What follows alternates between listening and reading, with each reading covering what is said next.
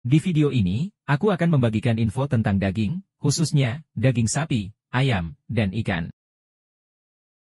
Data tahun 2023 menyebutkan bahwa konsumsi daging ayam dan sapi di Indonesia lebih rendah dibandingkan dengan negara Asia Tenggara lainnya. Rendahnya konsumsi daging merepresentasikan sedikitnya masyarakat Indonesia yang mengkonsumsi protein hewani. Berdasarkan jenis protein hewani, masyarakat Indonesia lebih banyak mengkonsumsi daging ikan dan ayam dibandingkan sapi. Harga daging sapi yang mahal menjadi salah satu alasannya. Daging didefinisikan sebagai jaringan otot hewan yang dapat dikonsumsi. Daging mengandung berbagai jenis senyawa makro dan mikro. Secara umum, jaringan otot ditunjukkan pada gambar berikut. Jaringan otot tersusun oleh sel otot di mana sel ini terdiri dari ribuan miofibril. Panjang dan diameter otot masing-masing daging berbeda-beda yang akan mempengaruhi tekstur daging. 4 protein penting yang ada pada sel otot yaitu aktin dan miosin serta kolagen dan elastin. Ini adalah data perbedaan komposisi nutrisi pada ketiga daging. Kandungan senyawa makro yang mendominasi adalah protein yang diikuti dengan lemak. Ketiga jenis daging mengandung asam amino esensial yang tinggi. Tidak ada perbedaan yang signifikan antara daging satu dengan daging lainnya. Adapun komposisi lemak masing-masing daging cukup bervariasi. Apabila ditinjau berdasarkan omega 3 dan 6-nya, ikan salmon yang paling tinggi kandungannya. Selain senyawa makro, daging juga mengandung senyawa mikro seperti vitamin, mineral dan pigmen. Warna daging dipengaruhi oleh adanya senyawa pigmen. Kadar mioglobin yang membedakan daging berwarna merah dan putih. Daging sapi berwarna merah karena kandungan mioglobin yang tinggi. Ini adalah struktur mioglobin. Mioglobin merupakan protein spesial yang berikatan dengan gugus hem di mana gugus ini memiliki atom besi di tengahnya. Protein memiliki struktur yang fleksibel sehingga konformasi mioglobin dan gugus hem akan mudah berubah dengan ada dan tidak adanya oksigen. Mioglobin berperan untuk menyimpan dan mengedarkan oksigen ke sel otot. Protein ini bekerja sama dengan hemoglobin untuk mendapat oksigen.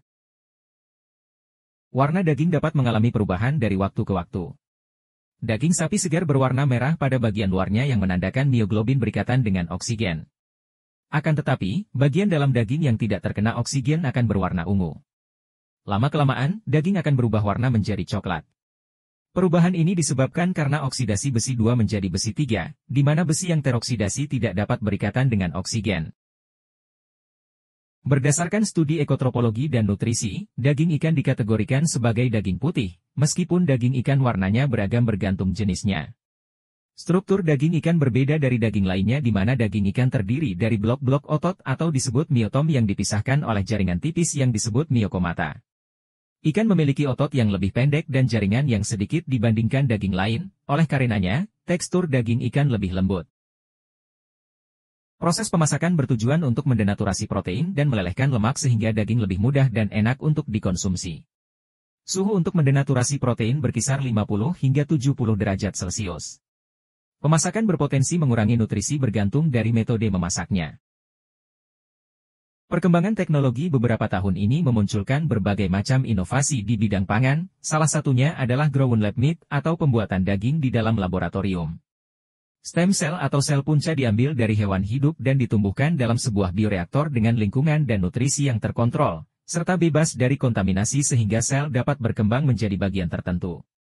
Sel tersebut akan membentuk 3 bagian utama daging yaitu otot, lemak dan jaringan penghubung. Pada video ini, mereka sedang memproduksi dada ayam yang banyak diminati oleh masyarakat Amerika. Badan Pengawasan Obat dan Makanan Amerika Serikat sudah menyetujui produksi daging jenis ini secara komersial.